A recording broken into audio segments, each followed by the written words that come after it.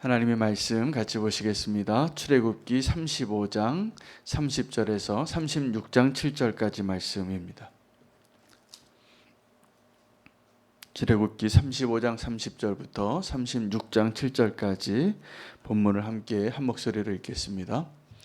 모세가 이스라엘 자손에게 이르되 볼지어다 여호와께서 유다 지파 홀의 손자요 우리의 아들인 부살레를 지명하여 부르시고 하나님의 영을 그에게 충만하게 하여 지혜와 총명과 지식으로 여러 가지 일을 하게 하시되 금과 은과 노수로 제작하는 기술을 고안하게 하시며 보석을 깎아 물리며 나무를 새기는 여러 가지 정교한 일을 하게 하셨고 또 그와 단지파 아히사막의 아들 오홀리압을 감동시키사 가르치게 하시며 지혜로운 마음을 그에게 충만하게 하사 여러 가지 일을 하게 하시되 조각하는 일과 세공하는 일과 청색, 자색, 홍색 실과 가는 배 실로 수 놓은 일과 짜는 일과 그 외에 여러 가지 일을 하게 하시고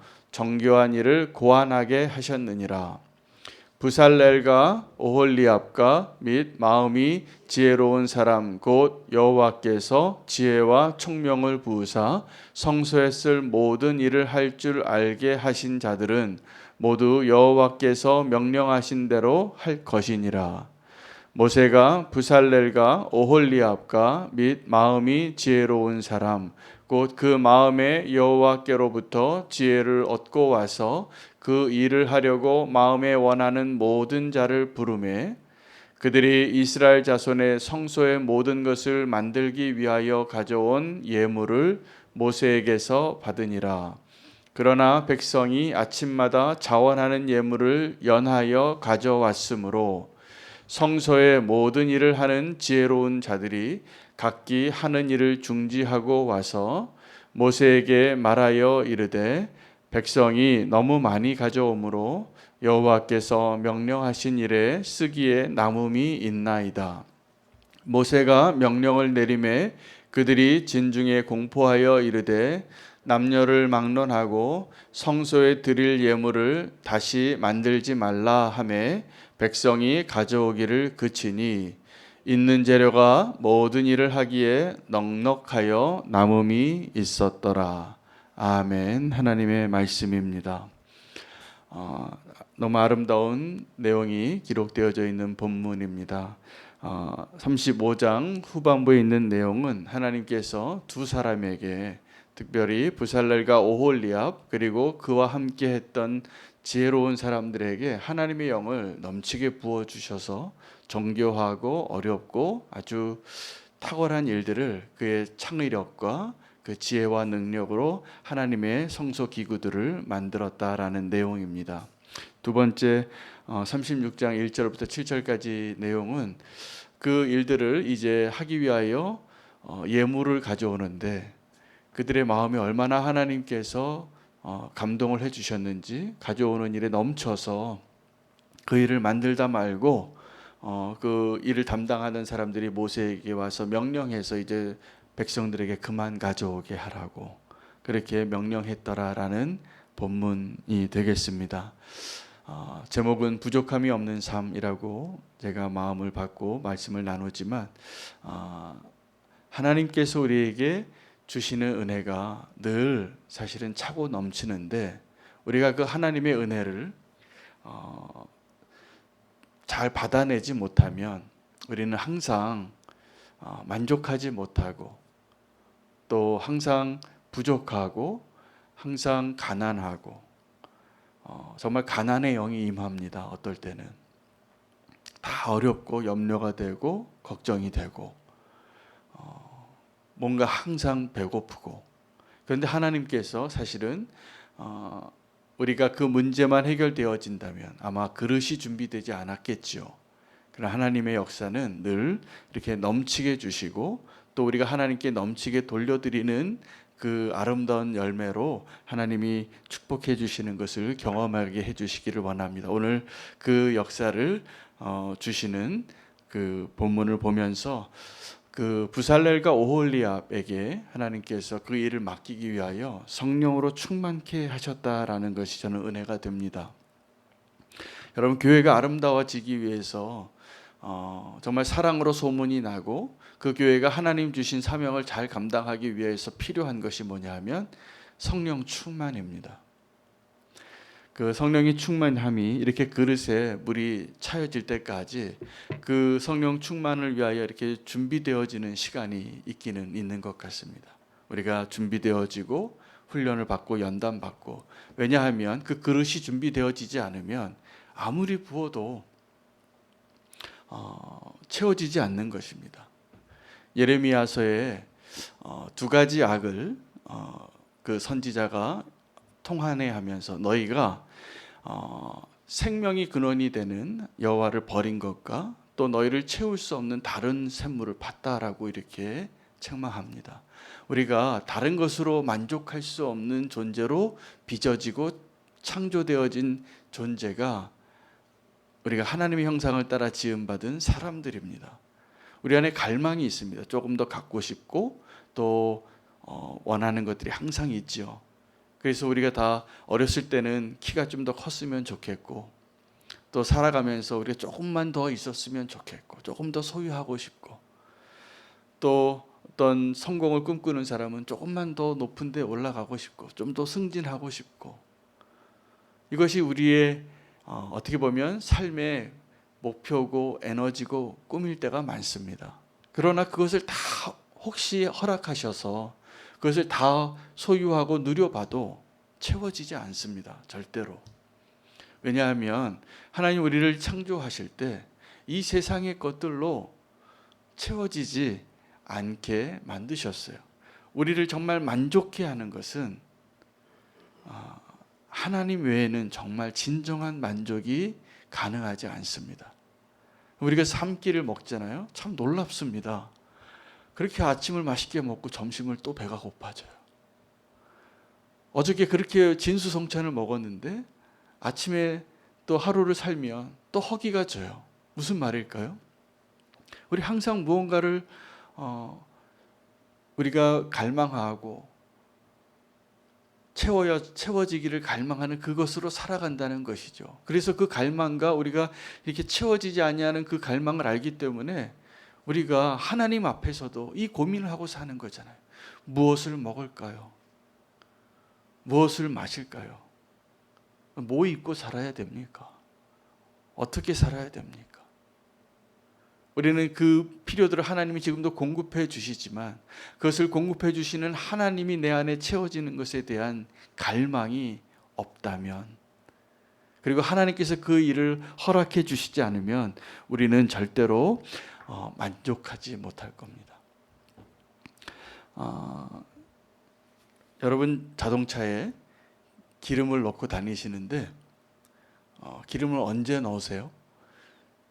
앵꼬가 다 이렇게 바닥이 나서 빨간불 되어져서 그래도 한 20km 더 달릴 수 있다 그럴 때 그때 넣으십니까? 아니면 저는요, 믿음이 없어서 기름 넣을 때 그 빨간불 보이기 전에 항상 넣어요. 더 채워야지. 그리고 기름이 그렇게 가득 차면 이렇게 배부른 것처럼 기분이 좋더라고요. 어디 갈 수 있고 준비가 되어져 있고. 우리는 자동차 운전할 때도, 근데 어떤 분들은 그 기준이 다르더라고요. 기름을 언제 넣는가도. 근데 우리가 성령의 충만함을 구할 때 정말 하나님께서 우리에게 부어주시는 그 은혜로 늘 충만한 삶을 살면 어디로 가도, 하나님이 뭘 시키셔도, 내가 누구를 만나도, 어떤 일을 해도 넉넉히 감당할 수 있는데 기름이 달랑달랑하면 어떻게 우리가 기쁨으로 무슨 일을 할 수 있겠습니까? 주님의 일을 맡길 때 하나님께서 하시는 일이 우리를 먼저 만족해 하십니다. 그래서 주님으로 만족해지지 않으면 우리가 분명히 주님의 일을 한다고 해도 그것은 하는 척하는 흉내내는 것일 거예요. 아마 의무로 하실 거예요. 자원하는 심령이 되기 어려울 겁니다. 하나님이 우리를 채워주시지 아니한다면. 사람들은 누가 이렇게 같이 모여서 밥 한 끼 먹으면 누가 밥값 내십니까? 첫째는 연장자가 내시더라고요. 연장자가 내시고 조금 형편이 더 있다라고 생각하는 분들이 한턱 내시는 것 같아요. 함께 밥을 먹어도. 그런데 이렇게 교회를 섬길 때 봐도 정말로 어떤 분들은 다른 사람보다 훨씬 넉넉하게 사시는데도 그게 안 돼요. 그게 안 됩니다. 왜요? 채워지지 않았기 때문에. 항상 뭔가 더 부족해요. 근데 어떤 분들은 저분의 형편이 분명히 넉넉하지 않은데 기쁨으로 자원함으로 힘에 넘치도록 주의를 하고 힘에 넘치도록 사랑을 베푸는 모습을 저는 너무나 종종 봐요. 넘치는 삶을 사시는 분이 있고 여전히 깨어진 그릇에 물이 새고 있어서 하나님이 계속 부어주시는데도 나는 부족하다고, 만족하지 못하고, 행복하지 못하고, 기쁘지 않고, 자원하지 못하고 그런 모습으로 살아가고 있는 모습을 봅니다. 똑같이 살아가는데 우리가 하나님 앞에 오늘 구해야 될 것은 성령으로 채워달라고, 하나님으로 나를 채워달라고, 내가 하나님으로 만족하게 해달라고. 누구처럼요? 부살렐과 오홀리압처럼 하나님께서 그 하나님의 일을 맡길 때 그 사람의 능력 플러스 성령으로 충만케 하시면 그 사람이 창의력도 나오고 지혜도 나오고 기쁨도 나오고 그때 우리가 행복해지기도 하는 것이 분명합니다. 우리가 만족하는 것이 있습니다. 나중에 배불러지는 거예요. 제가 터키에 있을 때 사역할 때 언어를 배우다가 뭐 이렇게 사역을 하고 싶은데 아직 사역하면 안 되는데 언어 배워야 하기 때문에 근데 막 그 갈망이 너무 커서 그 얼마 안 되는 후원금을 가지고 나중에 제 신분이 좀 안정되어서 다른 사람에게 내가 뭐 하는 사람입니다라고 말할 수 있는 은혜를 베풀어 주셔서 그런 신분이 생겼을 때 제가 제일 먼저 한 게 그 지역에서 가난한 사람들을 돕는 NGO 같은 곳이 있습니다. 터키 사람들이 운영하는 곳인데 그곳에 가서 제가 동참을 했어요. 그래서 내가 얼마 정도의 재정을 좀 후원할 테니 그 일에 좀 동참하고 싶다고. 얼마 되지 않은 거지만. 그래서 짧지만 그런 기쁨을 누렸던 적이 있는데 그때 정말 어렵게 힘들게 사는 우리로 지금 노숙자 사역 같은 거였습니다. 근데 그분들에게 이제 우리가 지금 노숙자 분들에게 무슨 음식을 만들어 주는 것과 똑같은 일을 하시는 분들이 그곳에도 있습니다. 근데 그때 제가 알게 된 것이 그분들이 특별한 특식을 줘도 막 이렇게 닭고기 수프를 해서 막 평소에 잘 먹지 못하는 좋은 음식을 해도 마지막에 꼭 달라고 하는 게 있습니다. 뭐냐면 빵이에요. 이 배가 부르기 위해 마지막에 만족감을 느끼는 게 빵이에요. 빵을 먹어야지 배가 부르다고 느끼시는 걸 제가 배웠어요. 그분들 이렇게 짧은 시간이지만 이렇게 보면서. 여러분 우리도 정말 만족하다고 느끼는 게 언제냐 하면 우리가 내가 원하는 것, 이 세상에 있는 것, 잠깐 있다 없어지는 것 절대로 우리를 만족시킬 수 없습니다. 하나님 우리를 그렇게 만드셨습니다. 우리가 정말 만족할 수 있는 것은 하나님이 우리 안에 충만하게 머무시고 그 하나님의 충만함이 느껴질 때 우리는 그때 행복한 겁니다. 사람들이 행복한 인생을 어떻게 꿈꾸냐 하면 평생 열심히 일해서 좀 넉넉한 돈을 좀 갖고 은퇴하고 그림 같은 집을 짓고 바다가 보이는 집을 그 앞을 멋진 보면서 사는 게 꿈이에요. 저 푸른 초원 위에 그림 같은 집을 짓고 거기 사랑하는 그이가 있으면 더 행복하다. 행복할까요? 저는 아니라고 확신합니다. 우리가 그것을 꿈꾸며 살며 열심히 살지만 그게 우리를 행복하게 하지 못할 것이 분명해요.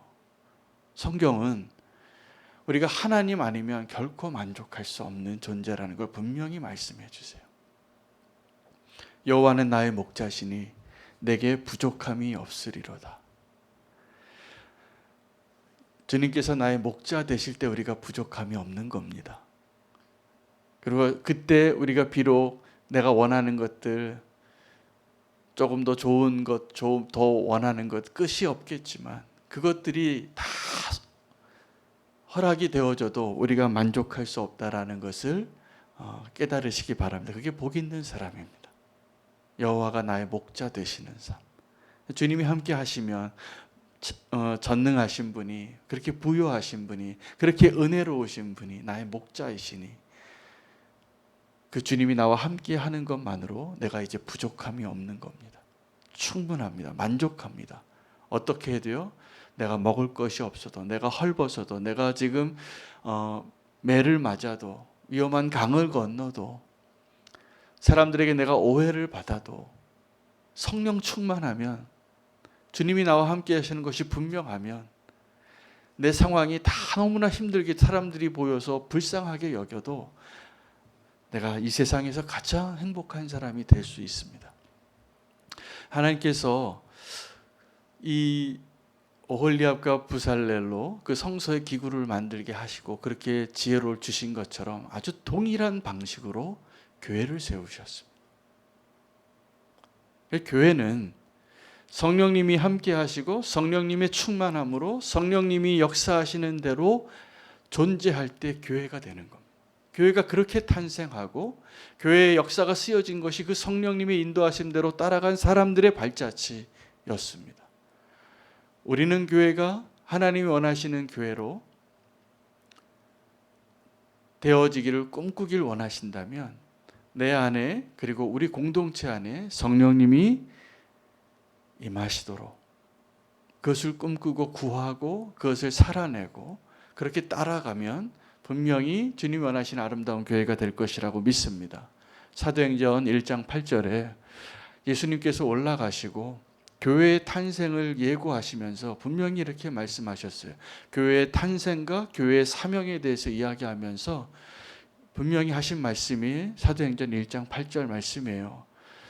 성령이 너에게 임하시면, 오직 성령이 임하시면, 하나님이 돈 막 부어주시면이 아니라 오직 성령이 임하시면 너희가 권능을 받고 예루살렘과 온 유대와 사마리아와 땅끝까지 이르러 내 증인이 되리라. 여기서 증인이 되리라는 십자가의 죽음을 통과한 열매들을 의미해요. 순교를 의미해요. 성령이 임하시면 이게 가능한 것입니다. 그래서 오늘 이 사람들이 성령이 충만한 사람들로 인해서 그 아름다운 성막의 기구들이 창조되어지고 디자인되어지고 제작되어지고 완성되어지는 일들과 동일하게 더 아름다운 하나님의 창조의 역사, 하나님의 역사의 손길의 증거들은 그들이 자원하여 가져온 예물들이 넘쳤다는 거예요. 이게 바로 넘치는 은혜로 사는 성령에 충만한 사람들이 모여 있는 곳의 증거입니다. 여러분, 예수님이 행하신 기적 가운데 오병이어와 칠병이어의 사건의 핵심은 몇 명을 먹였느냐가 중요하지 않아요. 그래서 5,000명을 먹였느냐 4,000명을 먹였느냐가 중요한 게 아니라 사실은 12강주리가 7강주리가 남았다는 사실이에요. 그것은 어떻게 그 일이 가능하게 됐는지 지금도 그냥 공란으로 되어 있습니다. 예수님께서 축사하시고 그 조그만 한 사람 분량의 도시락 하나를 가지고 5,000명을 먹이고 4,000명을 먹였어요. 몇천 명을 다 먹이고도 그들이 먹고 남은 게 무슨 말입니까? 하나님은 배고픈 자들을 넉넉히 먹이고 내가 이제 그만 먹고 싶다고, 이거다가 이제 더 못 먹어요, 이제 사양할게요. 그래서 남은 찌꺼기를 모아서 12강주리, 그게 증거예요. 하나님이 역사하실 때 넘치게 주신다는. 우리는 지금도 그 하나님의 부요함을 알지 못해서 시기합니다. 하나님의 부요함을 알지 못해서 차별합니다. 근데 하나님의 그 부요함을 알게 되면 넉넉히 품을 수 있게 돼요. 그럴 수도 있죠, 뭐. 더 가지라고. 다 갖고도 내가 더 가질 게 남은 게 너무나 많은데. 우리가 왜 경쟁을 이렇게 합니까? 빵은 하나인데 먹을 사람이 10명인 거잖아요. 자리는 하는데 그 자리에 앉고 싶어 하는 사람이 너무 많잖아요. 근데 하나님의 나라는 그렇지 않다는 거예요. 유대인이나 이방인이나 차별하지 아니하시고 모든 사람을 누구든지 주의 이름을 부르는 자는 구원하실 수 있는 그 부요함이, 차별하지 않고 다 구원하실 수 있는. 그래서 로마서의 핵심이 뭐냐면 믿음으로 구원받는데 우리가 다 죄인이고 하나님 우리를 구원해 주신다는 그 내용과 함께 우리가 죄인임을 먼저 인정해야만 구원이 가능하다는 그 사실과 함께 더불어서 하나님이 그 구원의 역사를 이루어가는 그 비밀이 담겨져 있어요. 먼저 유대인에게 하나님께서 구별하여 택한 민족으로 삼으셨지만 그들이 순종하지 않고 실패했기 때문에 그들을 버리고 이방인을 택하여서 유대인이 부러워하게 할 정도로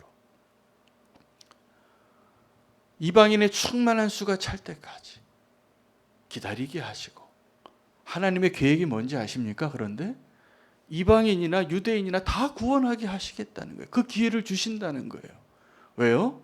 하나님 부요하시기 때문에. 여러분, 우리가 하나님의 은혜를 알아가면 우리의 인색함이 치유받습니다. 우리의 가난함이 부요함으로 바뀝니다. 마더 테레사가 상을 받으러 미국에 갔다가 그 인도의 아주 불가촉 천민들을 그 장례식을 돕는 일을 평생 해오고 그 아름다운 예수님과 같은 모습으로 다른 사람들은 감히 그렇게 못 살으니까 그렇게 사는 사람을 보면 존경스럽잖아요. 그래서 상을 받고 그 사람에게 존경을 표하고 그 사람이 미국에 와서 그 상 받으러 왔다가 상 받고 돌아가면서 미국을 향하여 그때 세계에서 가장 잘 살고 부유한 사람들, 자기가 연금 받고 저 푸른 초원 위에 그림 같은 집을 짓고 사는 사람들을 향하여 뭐라고 얘기했냐면, 내가 이렇게 가난한 나라는 처음 봤습니다. 왜요? 그들은 소유한 것이 너무나 많은데 자기를 위하여 소비하는 일과 다른 사람을 위하여 나누는 일의 그 실제 모습을 보았겠죠. 여러분, 하나님께서 우리에게 얼만큼 허락하셨는지, 내게 허락하신 그 물질이나 건강이나 미모나 명성이나 뭐 우리가 그렇게 갖고 싶고 소유하던 것이 어떠하든지 상관없이 성령을 주시면 우리는 가난한 자에서 부유한 자로 바뀝니다. 이 세상의 논리대로, 이 세상에는 조금 더 있는 자가 한턱 쏘는 세상이지만 하나님의 나라에서는 성령으로 충만한 사람들이 나누는 겁니다. 그래서 이들이 하나님께 가져오는데 더 이상 가져오지 말라고. 그 오병이어의 기적이 오늘 이 성막을 제조하는 그 모세의 시대에 또 한 번 나오는 거예요. 하나님께서 그들에게 성령을 부어주시니까 그들이 하나님으로 채워지니까, 그 마음이 변화되어지니까, 성령 충만하게 되니까 하나님께로 가져오는 예물이 너무 많아서 그만 가져오라고 아름다운 이야기가 기록이 되어져 있습니다. 오늘 하나님께서 우리의 가난의 영을 치유하시고 하나님의 그 부요함으로 또 성령님께서 오늘 우리에게 충만케 임하셔서 우리가 성령 충만을 구하는 자가 되기를 원합니다. 성령 충만이 언제 가능하냐면 그릇만 잘 준비되어 있어도 돼요.